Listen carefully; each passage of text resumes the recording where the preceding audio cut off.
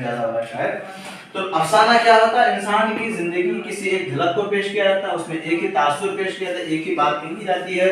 एक रिक्शा चलाने वाले को मैंने देखा कि रात बहुत तेज हो रही थी, बहुत अंधेरा, मतलब चारों तरफ बिल्कुल बहुत ज्यादा अंधेरा छा चुका था और भीगी रात थी और बहुत ज्यादा ठंडी थी। तो एक बूढ़ा आदमी को देख रहा हूँ कि वो रिक्शे में बैठ करके वो रिक्शे में बैठा हुआ था और रुमाल ओढ़ करके वो सो रहा था।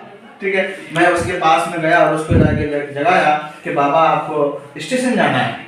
ठीक है, बड़ी गहरी नींद में थे और जैसे बेचारे लोग बूढ़ों को सोने भी नहीं देते हैं, गरीब आदमी का कोई ठिकाना नहीं, जब कोई आए उसको जगा करके चले जाते हैं।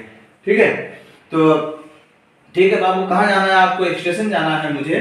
ठीक है, उसके बाद चलो बैठो।